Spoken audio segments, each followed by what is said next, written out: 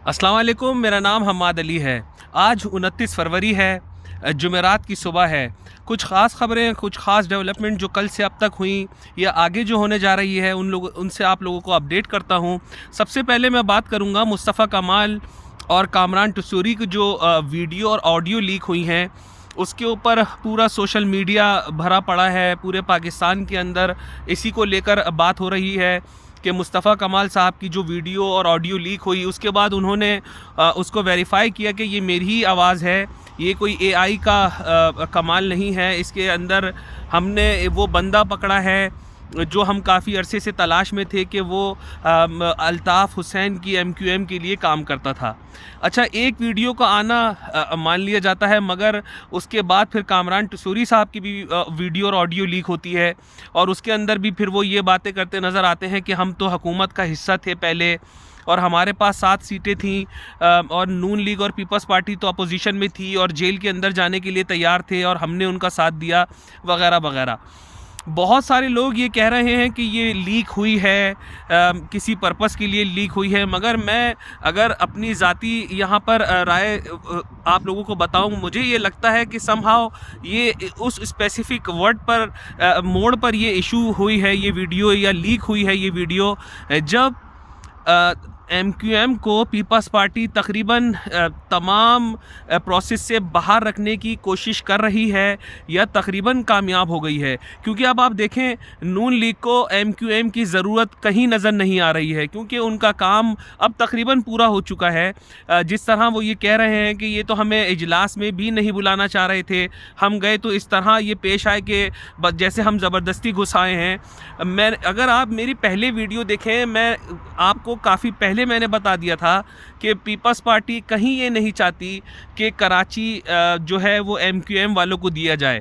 Peoples party का वतीरा है, चाहे वो मोहतरमा का दौर हो, चाहे वो जरदारी साहब का दौर हो, चाहे वो बिलावल का दौर हो, वो कराची में ना खुद काम करते हैं ना वो काम करने देते हैं। वो बेसिकली ये चाहते हैं कि पीपल्स पार्टी की हुकूमत बनी रहे कराची के अंदर, सिंध के मुख्तलिफ़ इलाक़ों से जो जो वडेरे होते हैं या बड़े बड़े उनके पार्टी के डोनर होते हैं, उनको उठा के कराची लाया जाता है, उनको कमिश्नर, डिप्टी कमिश्नर और बड़े बड़े ओहदों से नवाजा जाता है। ये पीपल्स पार्टी का पुराना वतीरा है और वो अब भी कायम है। तो देखें, इस हुकूमती प्रोसेस के अंदर जब मुत्तहदा कौमी मूवमेंट को बाहर करने की साजिश तकरीबन हो चुकी है, एमक्यूएम ने भी अपना मेरा अपना ज़ाती तज़िया ये है कि एमक्यूएम ने यहाँ पर ये एक तुरप का पत्ता खेला है और ये वीडियो जानबूझ के रिलीज़ की गई है।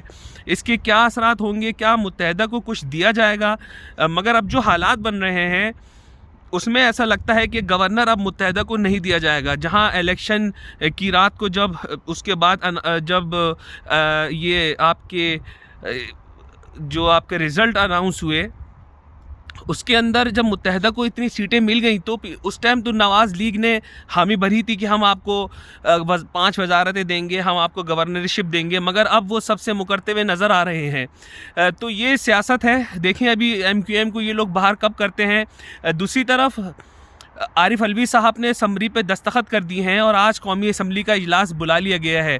उन्होंने दस्तखत तो कर दिए हैं, ना चाहते हुए भी कर दिए हैं, मगर दूसरी तरफ उन्होंने एक नोट भी लिखा है। उन्होंने ये कहा है उस नोट के अंदर कि मुझसे बात करने के लिए काकड़ साहब जो निगरान वज़ीर आज़म थे, उन्होंने जो लहजा इख्तियार किया है वो मेरे प्रोटोकॉल के मुनाफी है।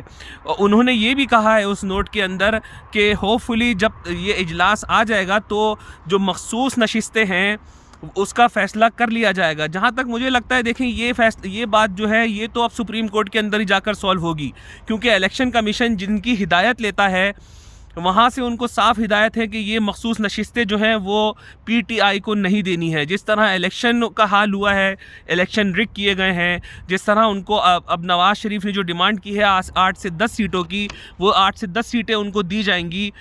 उसके बाद जो ये मखसूस नशिस्तें हैं वो भी पीपल्स पार्टी के अंदर और नवाज़ लीग और दूसरी पार्टियों में बांट दी जाएंगी, और ये होना है, ये आप लोगों आने वाले वक्तों में आप ये देखेंगे।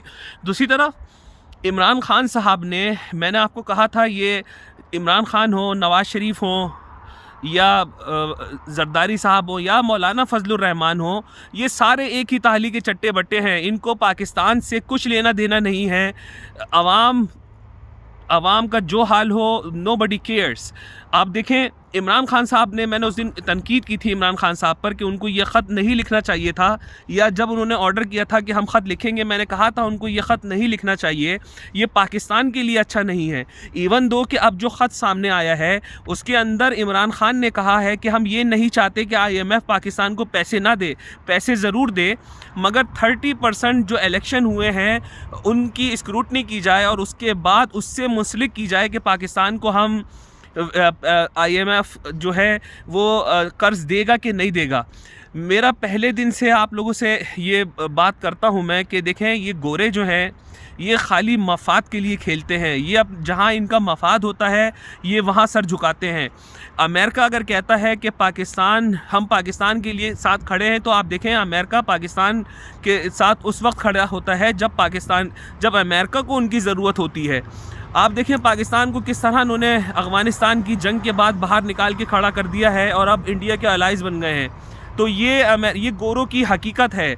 दूसरी तरफ अगर ये समझते हैं इमरान खान साहब कि IMF जो है वो एक आज़ाद बॉडी है, तो उनकी भूल है। जब तक वो अमेरिका से इजाज़त नहीं ले लेगा IMF वो कुछ नहीं चल पाता है। और IMF ने पहले कह दिया था कि हम जो हैं वो पाकिस्तान की जो भी गवर्नमेंट है हम उसके साथ चलेंगे। तो इसका मतलब है अमेरिका का आशीर्वाद है IMF को कि आपको यस बॉस करना है पाकिस्तान के सामने।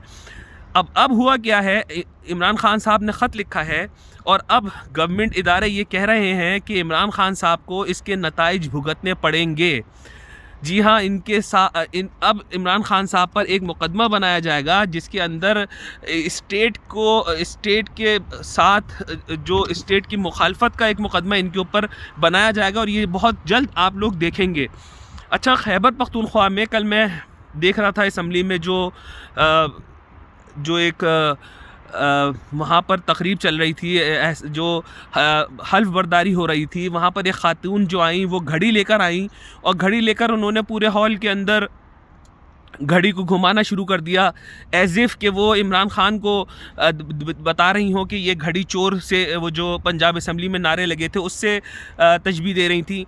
तो खैबर पख्तूनख्वा जो एक बहुत ऐसा एक सूबा है पाकिस्तान का जहाँ पर वैल्यूज़ बहुत ज़्यादा हाई हैं, ख़ास तौर पे ख़वातीन की इज़्ज़त वहाँ बहुत ज़्यादा की जाती है। और आप देखें कल जो हरकत वहाँ पर हुई खैबर पख्तूनख्वा असम्बली में, मैं उसकी शदीद मज़म्मत करता हूँ कि उन खातून के ऊपर मेहमानों की गैलरी से लोटे मारे गए, जूते मारे गए, पेन मारे गए। देखें सियासी इख्तलाफ अपनी जगह है, मगर रिस्पेक्ट आपको हर हाल में करनी है। आपको अदम बर्दाश्त का मुजाहरा करना होता है। आप कहीं से ये आपने क्या पैगाम दिया है एक औरत ज़ात को जूते और लोटे मार कर के आप ये क्या कर रहे हैं। दूसरी तरफ अमीर गंडापुर साहब जो हैं वो खैबर पख्तूनख्वा के वज़ीर आला बन गए हैं। अब देखें वो क्या करते हैं। एक तरफ मौलाना फजलुर रहमान को जो बाहर कर दिया गया था सारे प्रोसेस से, अब उनको दोबारा कल नवाज़ शरीफ की मुज़ाकराती टीम ने कल उनको अप्रोच किया है और उनसे बात करने की कोशिश की गई है। और मुझे अब ये लगता है कि बलूचिस्तान में जो भी काबीना बनाई जाएगी उसके अंदर जो है वो मौलाना दोबारा शामिल हो जाएंगे और दोबारा मौलाना सब कुछ शांत की ख़बरें लगाना शुरू कर देंगे। अच्छा, कल अहमद वली ख़ान साहब को मैंने सुना था, तो अहमद वली ख़ान साहब जो हैं उन्होंने कल फ़ौज के ऊपर भरपूर तनकीद की है। उन्होंने फिर एक दफ़ा कहा है कि जो चौकीदार का काम है वो सरहदों की हिफाजत करना है, ना कि इलेक्शन को चोरी करवाना। इस तरह की बातें उन्होंने की हैं। देखें, हमारे सारे सियासतदानों का अलमिया ये है, उनकी इज़्ज़त इस वजह से नहीं की जाती किसी भी बहुत सारे रैंकों में कि वो जब अपना मतलब पड़ता है तो वो फ़ौज के आगे सजदे शुरू कर देते हैं, और जब उनका मतलब निकल जाता है या उनको उनका मतलब की चीज़ नहीं दी जाती तो वो फ़ौज के ऊपर जुमले कसना शुरू कर देते हैं। अहमद वली ख़ान साहब जो वही मौरूसी सियासत की पैदावार हैं, उनके वालिद फिर ये बेटे साहब आ गए हैं, जिस तरह मरियम आ गई हैं, जिस तरह बिलावल आ गए हैं, इनके अगर आप सीवी देखें, इनके पास है कुछ नहीं अपने पल्ले, बस अपने वालिदैन के का दिया हुआ ये लोग खा रहे हैं। तो अमल वली साहब भी उनमें से ही एक हैं, और उन्होंने जब उनके मतलब का रिज़ल्ट नहीं आया है इलेक्शन के अंदर, तो उन्होंने अब फ़ौज के ऊपर तनकीद करना शुरू कर दी है। वो लोग जो सियाचिन में -40 -50 के अंदर खड़े होकर कुर्बानियाँ दे रहे हैं, बॉर्डर पे खड़े होकर अपनी जानें दे रहे हैं, उनके लिए तनकीद करना बहुत आसान है, मगर मुझे लगता है कि आने वाले वक्तों में अमल वली ख़ान साहब जो हैं वो कॉन्सिक्वेंस देखेंगे जो उनके जुमले हैं। मरियम नवाज़ साहिबा ने अपना ओहदे का चार्ज संभाला है, उसके बाद काफ़ी एक्टिव नज़र आ रही हैं। मेरा मानना ये है कि अगर तो मरियम साहिबा काम करती हैं या शहबाज शरीफ का फुटप्रिंट फॉलो करती हैं, तो होपफुली कि वो अपनी जगह बना पाएंगी पंजाब की गवर्नमेंट के अंदर। ये आने वाला वक्त हमें बताएगा। फ़लस्तीन को लेकर मैं आप लोगों को फिर एक बड़ी दिल दुखाने वाली ख़बर देता हूँ। कोई 30 लोगों को शहीद किया है कल खान यूनुस के इलाके में, और ऊपर से इज़राइल ने करा यह है कि सारे बॉर्डर जो हैं रफ़ा की वो बंद कर दी हैं। मिस्र इजिप्ट जो है वो एक इस्लामी मुल्क है। आप लोगों ने अक्सर एक तस्वीर देखी होगी, उन्होंने अपनी बॉर्डर पे खारदार तारे लगा दी हैं ताकि फ़लस्तीन से, गज़ा से कोई बंदा इजिप्ट के अंदर ना घुसे। ये मुसलमान कंट्रियों का हाल है। तो कल वहाँ 6 बच्चों को खाना और प्यास की वजह से, फाक़े से वो शहीद हो गए हैं। ये हालात अब फ़लस्तीन में हो गए हैं कि उनको ग़िज़ा भी नहीं पहुँच रही है, असला उनके पास नहीं है, और मुसलमान एक बेबसी की तस्वीर बने अपने मुसलमान भाइयों का कत्लेआम देख रहे हैं। अल्लाह करे कि हम किसी स्टेज पे जाग जाएं। बाकी आने वाली जो ख़बरें होंगी इंशाअल्लाह उनसे आपको अपडेट करूँगा। अपना ख्याल रखिएगा, जहाँ रहें खुश रहें, पाकिस्तान को अपनी दुआओं में याद रखिएगा। अस्सलाम वालेकुम।